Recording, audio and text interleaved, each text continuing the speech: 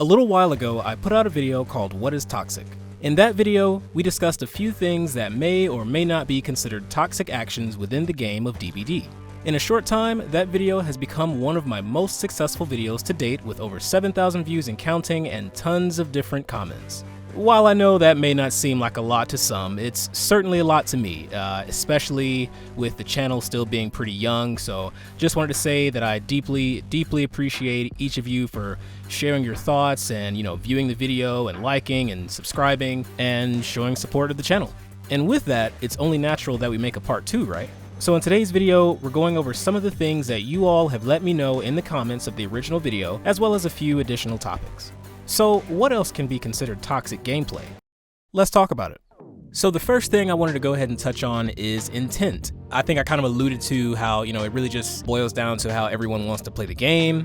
But I think that's a very good point about intent. Just because someone does something doesn't always mean that they meant it that way. Teabagging, while I have my own opinions on the majority of teabagging, teabagging doesn't always mean, it's not always super malicious, like some killers may think. It's not always a huge FU, even though I believe that it definitely is sometimes. I like the word that some of you guys used, which is it's friendly banter, where it's just kind of like just commentary, throughout the game. It's a visual form of commentary, if you will, and so I like that. So I wanted to go ahead and touch on that and say that intent is not always negative. It definitely is sometimes, but sometimes we're just kind of goofing around, having a good time, not taking things too seriously. It's kind of just changing up the momentum of the trials and whatnot. So it's not always a coming from a place of malice. Sometimes it's like you guys have said, friendly banter, and I think that's a great way of looking at it. Alright, so for my first main point, we're going to go ahead and get to slugging. I think I've kind of touched on slugging in the past before. My personal thoughts on just regular slugging is that you, as a killer, anybody that's ever played killer, sometimes you kind of have to get certain objectives done. You may have to drop somebody and kind of go run after a nearby teammate to make sure they don't try and either flashlight stun or pallet stun. Sometimes you got to apply a little bit of pressure to surrounding teammates. But what you guys were talking about a lot in the comments of the original video was not that. It was a killer spawning into the match with the intent of, I'm just gonna go ahead and slug everybody off the bat, and I'm gonna allow everybody to bleed out. I'm just gonna, granted nobody has unbreakable or anything. I'm just going to knock everyone down, let everybody, crawl around on the floor while I just kind of walk over and stand over everyone's body. Yeah, let's be honest, that one is pretty toxic. I mean, as I always say, we all play the game how we want to play, but, just speaking on the slugging right off the bat, now, and again, this isn't, something where it's a game plan where you've got a certain build in mind. We're not talking about anything like that. We're talking about a killer spawns in and is like, I'm gonna drop all 4 of them and just wait. I'm gonna just wait the rest of the match until they all bleed out. Yeah, that's kind of not a really fun way to play any game, for that matter. And that kind of goes into, I'll go into another point later about holding the game hostage, but that definitely falls into the holding the game hostage and not really, that's definitely not engaging in normal gameplay. So I wanted to go ahead and hit that point early on about the slugging, about that type of slugging, and I think we can go ahead and, as we did with the first video, we'll go ahead and put things into either a toxic, not so toxic, or not toxic at all category for this, in the sense of this video. Of course, all opinions, guys, of course. But I think for that one, I think the majority will agree that's pretty flippin' toxic, to spawn in like, yeah, I'm just gonna hold everybody hostage. I'm gonna just, put everybody on the ground and just watch, and then that's when, of course, you got the DCing and everything. So yeah, we'll go ahead and swiftly put that one into the toxic category. All right, so my next topic is a big one, and that is basically the in-game chat and taking it outside of the game. So, we've all come across some meanies in the in-game chat, but obviously, this one doesn't need to be said, but it's obvious, and I do want to cover this one, because I definitely want everyone to enjoy the game, enjoy any game that you're playing, not just DBD. So the last thing you want is for someone to say anything hateful to you, especially over a video game. I mean, I think most of it, well, I can't say everyone because it's never 100% of anything. A wise man once said there is never 100% of anything, but I think that most of us can agree that that's not right on any level. I feel like there's no place for that in general. That's just me personally. I want everyone to enjoy their life and love each other.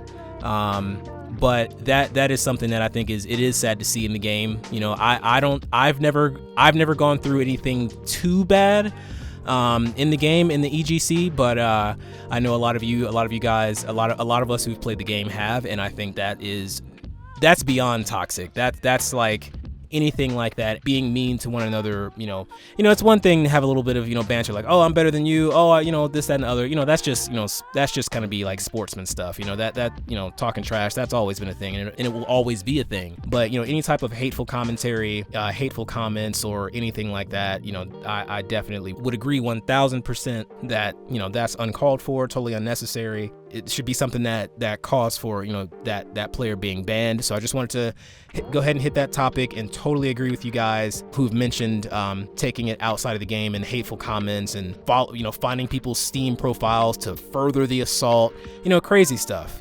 So definitely agree that one is super toxic, beyond toxic, no place for it. Definitely agree with you guys who brought that one up. That one will definitely go ahead and fall into the extreme toxic category.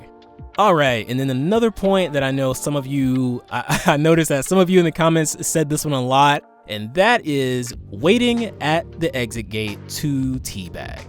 It is not the end of the world. Let me first off say that. It's not something that is gonna, obviously I'm not the kind of guy to kind of rage or get super angry anyway, but I can kind of understand if you were a really good survivor, like you were a really good runner, and you kept outfoxing the killer, and you just like, yeah, I got you.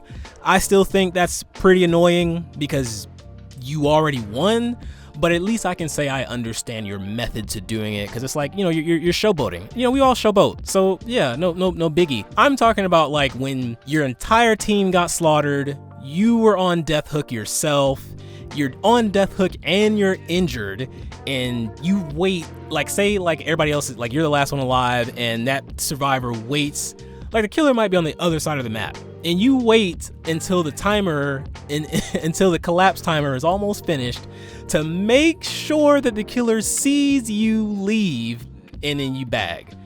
Those are the times I'm like, come on, that's I know some of you guys agree with that one. Like that, most of the time I'm gonna say that's no, you know what? That's toxic. I'm gonna say that one is definitely toxic. The waiting at the exit gate, man. It's the reason I think that one is so annoying is because there's almost nothing you can do as a killer unless you have that I want to say it's that Freddy perk.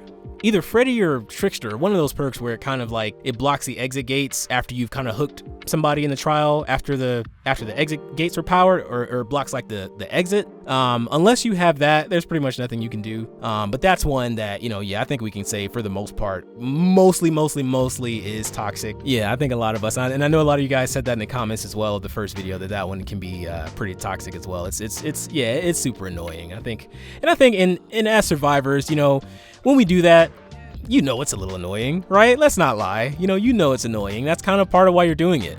Like, we can go back to intent and say that, like I said, there's never 100% of anything. So it's certainly possible that you have survivors who do that, who are not trying to be malicious or annoying or not trying to give any ill will. Yeah, that's definitely 100% possible. And I just want to say, yeah, that's certainly possible. But I think we can say for the most part, it's the other one. It's, yeah, I got you, watch me leave, that type of deal. And hey, I'm gonna go ahead and drop that one in the toxic category. Moving right along. And then my last main point, guys, is gonna be just holding the game hostage. That is another one that you guys brought up in the original video, that goes into obviously just slugging the entire team and waiting for bleedout. And we don't mean slugging the entire team waiting for bleedout because they saboed hooks, or because I've had to kind of do something like that before, when the team kind of makes it so that you can't hook them or you can't pick them up. They run some sort of builds where they have like the super long sabo build, or the flip-flop type of deal where they go to the corner of the map type of deal where you can't get to any hooks, so you're just like, okay, I guess I just have to bleed you out then, because I'm trying to get you. I'm not gonna just let you get away. So Not talking about that, you know, I'm talking about where a killer just is just ignoring hook states. I'm just gonna let you sit there. That's something that can definitely go into holding the game hostage. Another really good one that I saw from you guys in the first video was basically it's like a form of bullying a new quote unquote killer, like a killer that you can tell is not very skilled. So you kind of hold the game hostage by not doing gens. And yeah, that's holding the game hostage for sure. If you know you got a baby killer and you're just like, you know what guys, let's just not do the gens because we know this killer can't stop us. Let's just all run around and click and flashlight bang and teabag and the whole the whole bully squad thing. You know, that's obviously toxic, right? I mean, there's no way, right? Like, obviously toxic and holding the game hostage. So yeah, there's ways that can be done on both sides. You know, now if you're not necessarily bullying and you're just kind of, I guess, farming for blood points, and of course that's another thing. But if you are, you know, really just purposefully not doing gens just to mess with the killer for as long as you can, yeah. But again, I would think anyone who does that will admit, yeah, I was bullying. Yeah, we were running a bully build. You know, that it's done. It's, again, that is the intent. But yeah, we'll definitely put the holding hostage side of things into the toxic category. At the end of the day, guys, you know, it's a video game. It's a video game that I clearly have a lot of passion for. I've been playing it for quite some time, and yeah, just want to say that at the end of the day, it should be about fun. You know, I've met tons of amazing people in this community, and most people are great. You know, I would say that it's few people. You know, it may, you know, the internet may make some of us who are new to the fog think that, oh man, that community, sometimes, you know, these guys are kind of mean and angry. Yeah, some of them are, but I would kind of say that it's not. I would say that it's not the majority. It's just like that with anything in life. You know, people who have something negative to say typically sound a little bit louder than the ones who have something positive to say. But I would say that for the most part, myself included, we just want to have a good time. We want you to have a good time. You know, like I said, I play killer most of the time. I'm not loading into the match with the intent on ruining your fun. You know, not at all. I'm just like, I want to try and play a good match. Let's go ahead and do this chess match thing. You know, let's do this back and forth. Just wanted to say, guys, take care of each other. Be kind to one another. You know, as we already do. As I always say, stay safe, and I will see you in the fog.